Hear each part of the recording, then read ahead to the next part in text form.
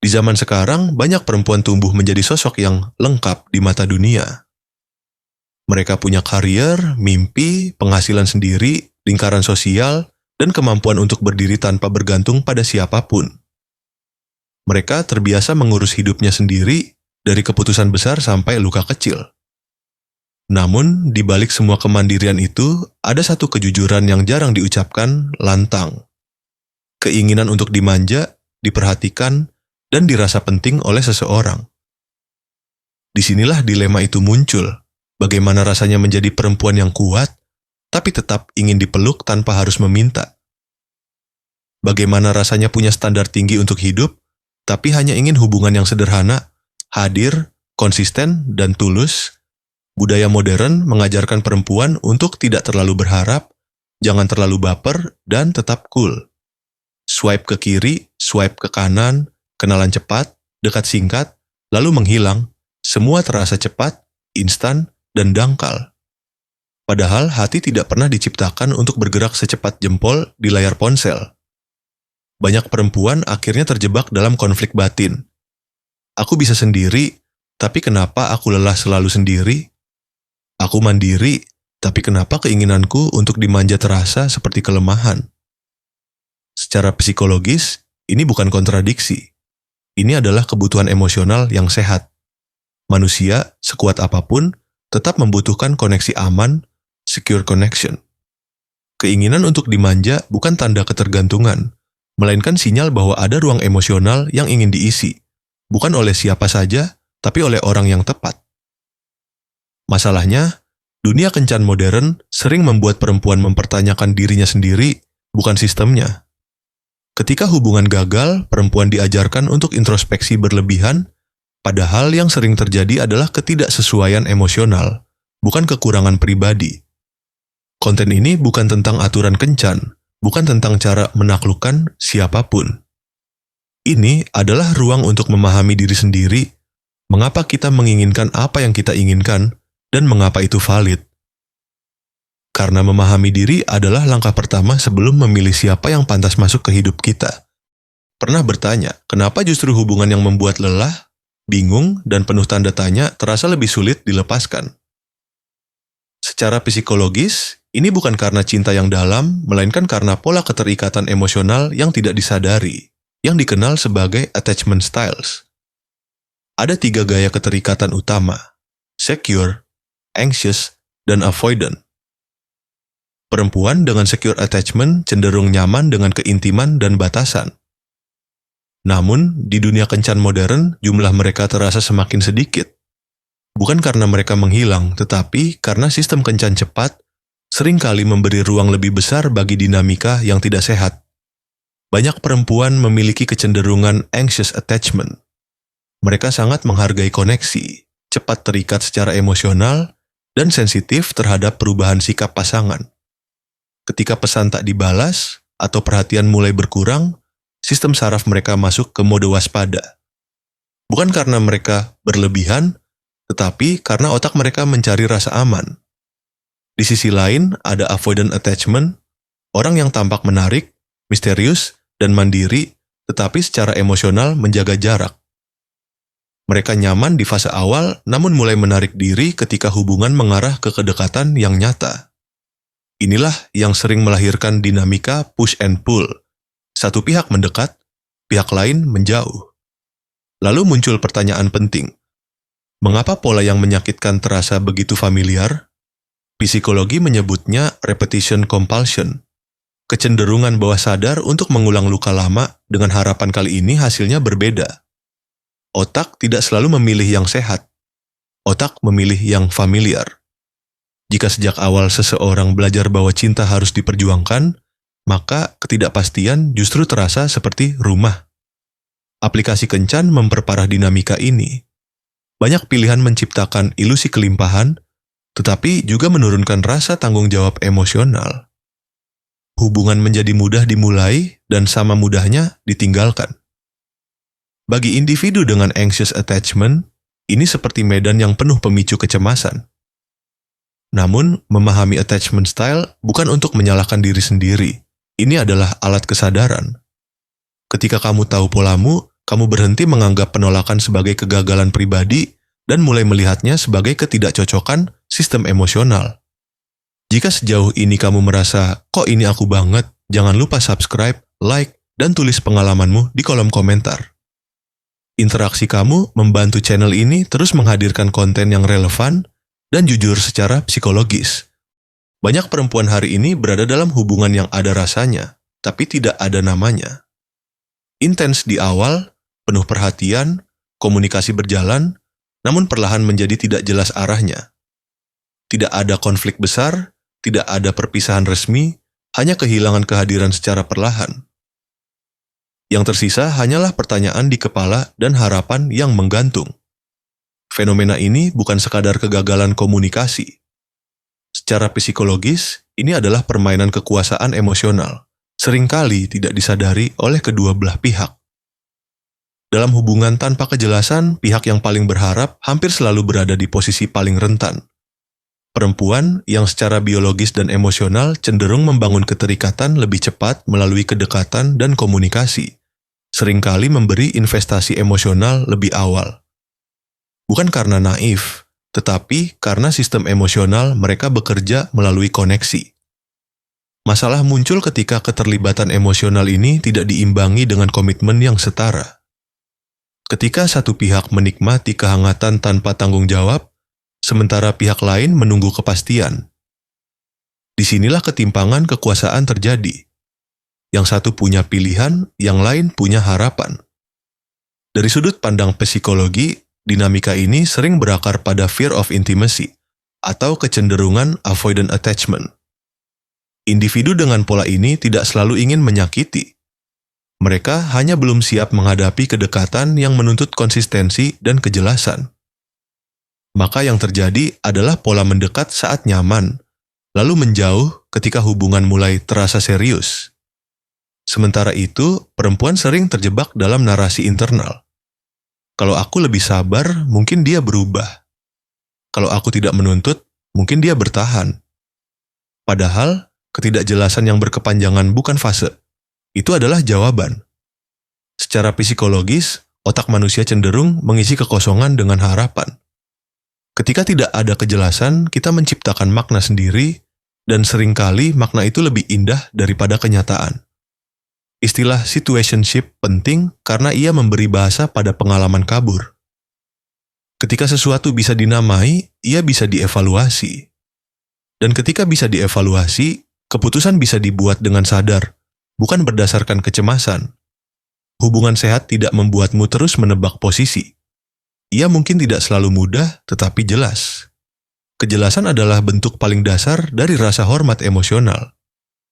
Dan penting untuk dipahami, menarik diri tanpa penjelasan bukan cerminan nilai dirimu. Itu cerminan kapasitas emosional orang tersebut. Perempuan sering salah mengartikan kehilangan kehadiran sebagai penolakan personal. Padahal, seringkali itu adalah ketidakmampuan orang lain untuk hadir secara dewasa. Memahami dinamika ini memberi satu kekuatan besar.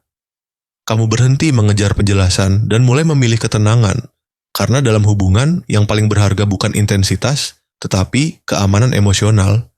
Banyak perempuan hari ini tanpa sadar menjalani proses kencan seperti sebuah ujian. Ujian untuk terlihat menarik tapi tidak berlebihan. Mandiri tapi tidak terlalu kuat. Peduli tapi jangan terlalu membutuhkan. Seolah-olah nilai diri harus dibuktikan lewat performa, cara berbicara, cara bersikap, cara menahan perasaan. Padahal, secara psikologis, nilai diri tidak pernah lahir dari penilaian orang lain. Ia dibentuk dari bagaimana seseorang memperlakukan dirinya sendiri ketika tidak sedang dipilih, diperjuangkan, atau diperhatikan. Pertanyaan yang sering diajarkan budaya kencan modern adalah, apakah dia menyukaiku? Namun, pertanyaan yang lebih sehat adalah, apakah aku menyukai diriku sendiri saat bersama dia? Ini adalah pergeseran besar dari validasi eksternal ke validasi internal. Banyak perempuan merasa tertarik pada orang yang membuat mereka cemas, bukan karena cinta, tetapi karena kecemasan itu terasa seperti intensitas. Otak mengira degupan jantung yang tidak tenang sebagai ketertarikan, Padahal seringkali itu adalah sinyal ketidakamanan emosional. Disinilah boundary setting menjadi krusial. Batasan bukan tembok dingin, melainkan bentuk kejelasan diri. Ketika seorang perempuan berani berkata, "Aku butuh kejelasan," atau "Aku tidak nyaman dengan pola ini," ia sedang mengekspresikan harga dirinya, bukan menuntut berlebihan. Namun budaya hari ini sering mengagungkan perempuan yang tidak menuntut apa-apa. Yang santai, tidak bertanya, tidak berharap. Secara psikologis, ini berbahaya. Menekan kebutuhan emosional demi terlihat menarik justru mengikis rasa berharga dari dalam. Hubungan yang mengharuskanmu mengecilkan diri agar diterima bukanlah hubungan, melainkan negosiasi luka. Konsep high value woman sering disalahartikan sebagai soal penampilan, status, atau seberapa diinginkan oleh banyak orang. Padahal, nilai tinggi yang sesungguhnya terletak pada integritas emosional. Kemampuan untuk jujur pada diri sendiri, konsisten dengan kebutuhan batin, dan berani pergi dari situasi yang menguras kesehatan mental. Perempuan yang bernilai tinggi bukan yang paling dicari, tetapi yang tidak kehilangan dirinya sendiri saat mencari cinta.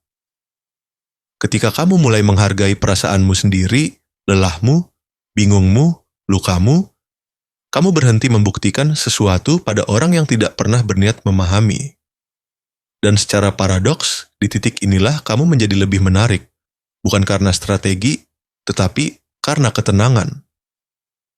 Hubungan seharusnya menambah kualitas hidup, bukan menjadi sumber kecemasan kronis. Jika sebuah koneksi membuatmu terus mempertanyakan nilai dirimu, itu bukan cermin kekuranganmu, melainkan sinyal bahwa kamu berada di tempat yang salah. Setelah lelah membahas apa yang salah dalam hubungan, ada satu pergeseran penting yang sering terlewat.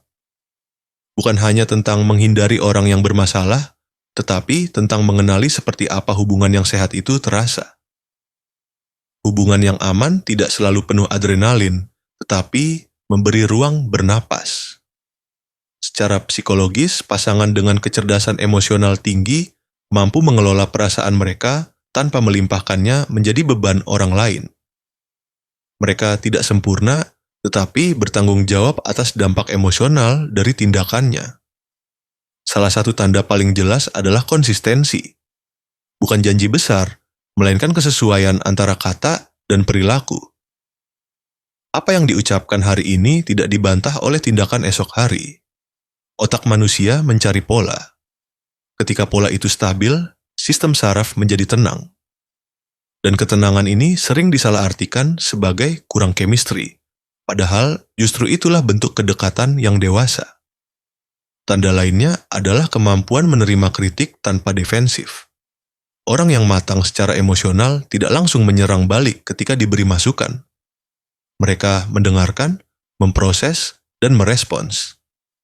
Ini menunjukkan bahwa harga diri mereka tidak rapuh dan tidak bergantung pada dominasi. Perhatikan juga bagaimana seseorang menghadapi kesalahan. Orang yang sehat secara emosional mampu mengakui, meminta maaf, dan memperbaiki tanpa perlu drama atau manipulasi. Permintaan maaf yang tulus bukan tentang kata-kata indah, tetapi perubahan perilaku setelahnya. Ada pula satu tanda yang sering diremehkan, rasa ingin tahu yang tulus tentang hidupmu. Bukan sekadar tertarik pada tubuh, status, atau manfaat emosional yang kamu berikan, tetapi pada pikiranmu, nilai hidupmu, dan cara kamu melihat dunia. Ketertarikan seperti ini tidak menguras energi. Ia justru membuatmu merasa dihadirkan. Hubungan yang sehat tidak membuatmu terus menebak-nebak posisi. Kamu tahu di mana kamu berdiri, apa yang diharapkan, dan apa yang bisa dikomunikasikan. Secara psikologis, ini disebut relational safety. Kondisi di mana otak tidak perlu berada dalam mode waspada terus-menerus.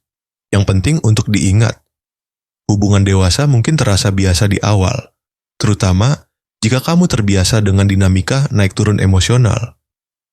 Namun rasa aman yang konsisten jauh lebih menyehatkan daripada intensitas yang menguras. Belajar mengenali tanda-tanda ini bukan berarti menjadi perfeksionis, melainkan selektif dengan sadar. Karena cinta yang sehat tidak membuatmu merasa kecil, bingung, atau terus berjuang sendirian. ia membuatmu merasa utuh, setara, dan dihargai. Jika kita tarik benang merah dari semua yang telah dibahas, satu hal menjadi jelas. Dilema perempuan modern bukan karena mereka terlalu lemah atau terlalu menuntut, tetapi karena mereka hidup di tengah budaya relasi yang seringkali tidak memberi ruang bagi kedalaman emosional. Keinginan untuk dimanja, diperhatikan, dan dirasa aman bukanlah kekurangan karakter, itu adalah kebutuhan manusiawi. Psikologi mengajarkan bahwa pengalaman kencan yang melelahkan seringkali bukan tentang kurang beruntung, melainkan tentang kurang kesadaran diri. Ketika seseorang memahami pola keterikatannya, nilai dirinya, dan batasan emosionalnya, ia berhenti bereaksi secara otomatis dan mulai memilih dengan sadar. Hubungan yang sehat tidak lahir dari strategi, permainan tarik ulur, atau pengorbanan diri yang berlebihan. Ia tumbuh dari dua individu yang mampu hadir secara utuh, jujur, dan bertanggung jawab atas perasaannya masing-masing. Dan di titik ini, perempuan tidak perlu lagi mengecilkan diri agar dicintai. Kamu tidak harus menjadi lebih dingin untuk terlihat berharga. Kamu tidak harus berhenti berharap untuk terlihat kuat. Yang perlu kamu lakukan adalah setia pada kebutuhan emosionalmu sendiri. Sebagai langkah nyata, coba lakukan satu hal minggu ini. Tetapkan satu batasan baru yang sebelumnya sering kamu abaikan. Bisa sesederhana berani meminta kejelasan atau memilih mundur dari situasi yang membuatmu cemas berkepanjangan. Atau luangkan waktu untuk mengenali gaya keterikatan emosionalmu dan mulai belajar bagaimana membangun keterikatan yang lebih aman. Perubahan besar dalam hidup relasi tidak dimulai dari orang lain, tetapi dari keputusan kecil untuk menghargai diri sendiri. Dunia kencan mungkin tidak akan berubah dalam waktu dekat, tetapi pengalamanmu di dalamnya bisa berubah ketika kamu berhenti mencari validasi dan mulai membangun kejelasan batin. Karena pada akhirnya, kencan bukan tentang menemukan belahan jiwa, tetapi tentang berani menunjukkan dirimu yang autentik kepada seseorang yang memiliki kapasitas emosional untuk melihat, menerima, dan menghargainya.